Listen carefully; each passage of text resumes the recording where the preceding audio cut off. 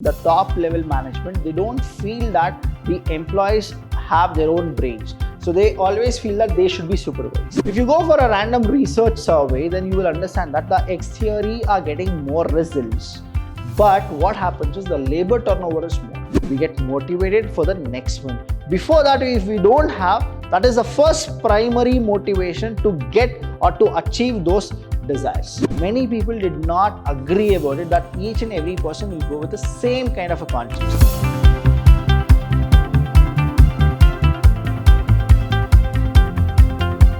Hello everybody, a warm welcome to one and all. I'm Abhilash Chandra from the Department of Commerce and Management in Vidhyaashram First Grade College, the Temple of Excellence. Welcome to all the students for the last session of this chapter, Motivation. Now in this session, I'm going to teach you the theories of motivation. In the last session, we went with two of the topics, that is Maslow theory and Herzberg theory. Now we're going to go with McGregor's, Alderfer, and then Vroom's expectancy theories. Now, a small recap about what we have done in the last session. We went with Maslow theory. Maslow theory is all about 5 of the needs, starting from the physiological, then we went with the safety, then social, then we have esteem needs, and the last one is self-actualization. Then we went with one more theory, that is all about the two-factor theory, also known as Herzberg theory. Then we got to know what is this Herzberg theory is all about. There are two factors, one is motivator, another is hygiene factors. Then we got to know what is motivator, that means it will encourage people to work really hard, and hygiene is that it will not encourage, but if it is not there, people will go for dissatisfied kind of a work culture. Now we'll go with the next one, that is McGregor's theory. Now, Douglas McGregor in 1960s, he is very famous and he was a student of Maslow, and he has learned so much from Maslow that he went with one more theory of his, that is called the X and Y theory. Very famously, it is called as theory X and theory Y. Now, here in 1960s, social psychologist Douglas McGregor, what's his name? Douglas McGregor developed two contrasting theories that explain how managers believe about what motivates their people can affect their management style.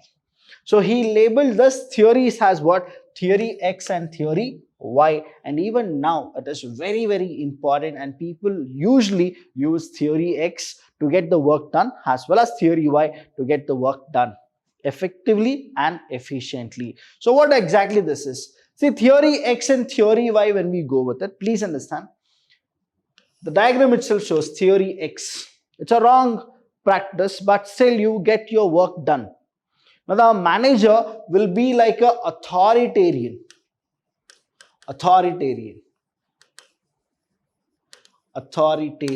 Now, here when he is an authoritarian, what happens is, he feels that all the employees, they don't want to work. It is only the manager who wants them to work. That's the reason they work. And they don't have any other kind of creativity or innovation. It is only the manager who need to go with.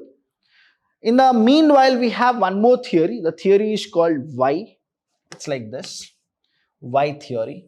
Now here what happens is, it is the management who feels that the employees will get motivated and they'll work better and they'll go with creativity, innovation. And this is what people usually use. It is more of participator. It is more of participative leadership. Here it is authoritarian leadership. See, the word itself is what? It's like X, in the sense we don't want this particular practice, is what the employees feel. But what our employer and the top level feel is, if we have X theory, people will work more in order to get the things like, you don't need punishment, so you work more. You don't want your demotion to happen, work more. So here more of fear is there in X theory, but whereas in Y theory, what happens is, it is always like a positive motivation to people so that they'll get more reward, more salary, more promotion, more benefits. So let's understand this. The theory X, this style of management assumes workers in this way, that is, they dislike their work is what they feel.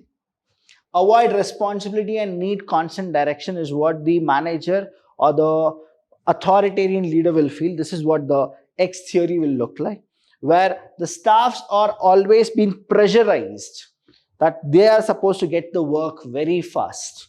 Here the management is there. Now management will act like what? Authoritarian or repressive style will be there. And tight control, no development on the staff. The procedures and the production, whatever it is, the production will be more. A procedure for the staff will be like torturing them and getting the work done. It will be like depressed culture. Now they feel that the employees, they avoid working, have to controlled, forced and threaten to deliver work is what the management feels, that the employees will not get motivated. They are supposed to be threatened. The next one is need to be supervised at every step. See here, this words itself, you will get a clarity that the management, the top level management, they don't feel that the employees have their own brains. So they always feel that they should be supervised. Have no incentives to work or ambition and therefore need to be enticed by reward to achieve goals. So here what happens is no development for the staff because they feel that the staff, they don't have any brains. So this is what the theory X they will go with. Next is we have theory Y. Again, see the diagram here itself. When you go with theory Y, you have a kind of a combination where the management is encouraging the staff. The management is encouraging the staff. They are actually giving them n number of chances so that there is a development, there is a liberty, there is a kind of continuous improvement which the staff will actually achieve. Now it is more of participative. So the style of management assumes that the workers are happy to work on their own initiative. See in the X theory, they were supposed to actually tell them you are supposed to work, but here the staff themselves, they'll actually work more involved in decision making. So participation is there. All the staff members, they'll have a participation in the management itself. Staff will be self-motivated to complete their task. Next is enjoy taking ownership of their work. See here, a little kind of a directions is given, a little kind of motivation is given to them. They'll start working by themselves. That is what the Y theory is always popular of. Many of the management MNC companies, if you go with, there are companies who go with X theory, there are companies who go with Y theory. If you go for a random research survey, then you will understand that the X theory are getting more results, but what happens is the labor turnover is more. The next one here, when you go with Y theory, they are getting the results, but what happens in Y theory also, I'll tell you, you don't have labor turnover, people start working. So in the long term, the Y theory is benefited for the management as well as the staff, but X theory is only for the short term. Now seek the accept responsibility and need little direction. Little direction from the managers and the employees will do wonders. View work as fulfilling and challenging. Solve problems creatively and imaginatively. So they'll only create their own answers for each and every problem, and solutions will be founded by them, and that is how the productivity will increase in Y theory. So we have X theory, we have Y theory. X theory is all about the leader feels that he is authoritarian, he'll control everybody. Y theory, the leader feels that he should be a participative, where other people need to participate in solving the problems, and that is when they'll be happy and they'll work more for the organization. And the next topic we have is the Aldous ERG theory. Now Aldous is a person who actually went for 3 of his theories, that is ERG, existence, relatedness and growth. If you understand these 3 concepts, you will remember Maslow's theory. I'll just draw Maslow's theory for you.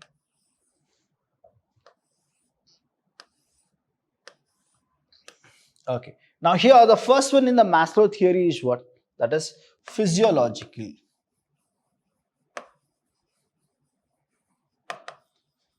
Physiological. Second is here we have is safety needs.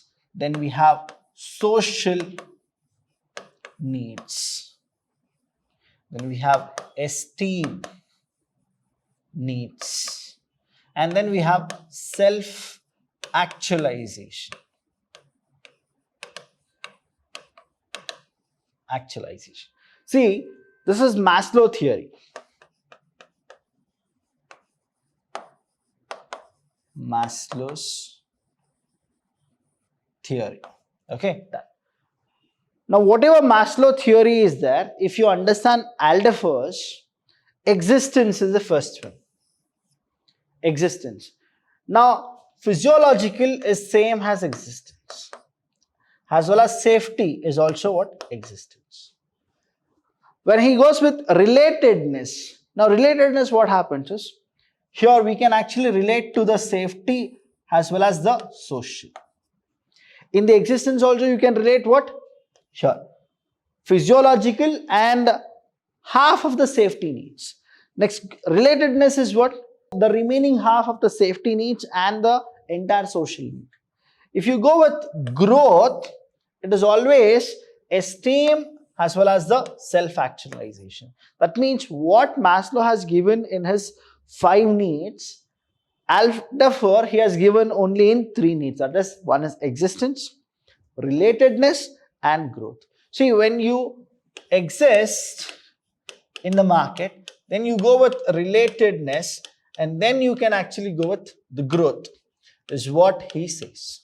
And that is how we get motivated. So there are only 3 according to him. The first one here we have is existence. Existence need concern our basic material requirement for living. If we have that, we get motivated for the next one. Before that, if we don't have, that is the first primary motivation to get or to achieve those desires. This includes what Maslow categorized as physiological needs, such as the air, food, water, and the safety related need, that is your health, secure employment and property. So the existence is what? Your first 2 needs, 1 and 2 needs of Maslow. Same thing. Second is relatedness. Now, relatedness need have to do with importance of maintaining interpersonal relationship. When I say interpersonal relationship, which one it is? It is again the safety plus the social need. That is, I need to be a friend to a person. I need to have a relationship. I need to be a social being. I need to actually talk to many people. People should come and talk to me. I need to invite them for my birthday parties. People need to call me for their birthday parties. That is all relatedness. That which need is it? It is the social needs. The last one here is the growth. Now, growth needs describe our intrinsic desire for personal development. So that is esteem need and the self-actualization need in the Maslow, whatever it is. It's the same thing here in the growth. These needs align with the other portion of Maslow's esteem related needs and self-actualization needs. So here, when I say growth, it should be like what? I need to touch the pinnacle. Till there, I need to start working. I need to work really hard to touch that pinnacle is what I need to get. That is what Alfred will explain in the ERG theory. So the last theory of your syllabus is called Vroom's theory. Now Vroom's, who actually gave us the theory, suggested that although individuals may have different set of goals. See, Maslow, it's a theory because many people did not agree about it that each and every person will go with the same kind of a concept. See, each and every person will not touch the first to the last, isn't it? See, the first one is physiological. There are people who will work when they are already in the social. Now, they will not come to physiological or safety. They'll come to the social directly only. That means what? They have not touched first and second. So that's the reason it is called theory. It is not a rule. It's a theory.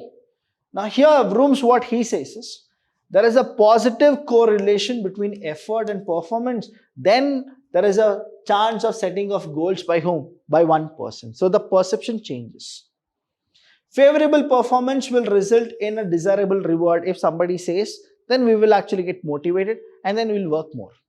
So example, if you will pay me more, so I'll definitely work more.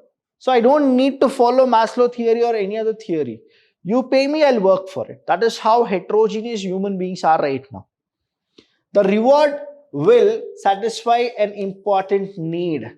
For example, I don't have iPhones and you offer me iPhone and say that you work for me for this project.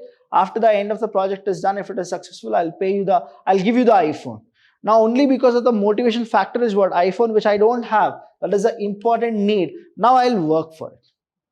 The desire to satisfy the need is strong enough to make the effort worthwhile. See, it is the Vroom's theory.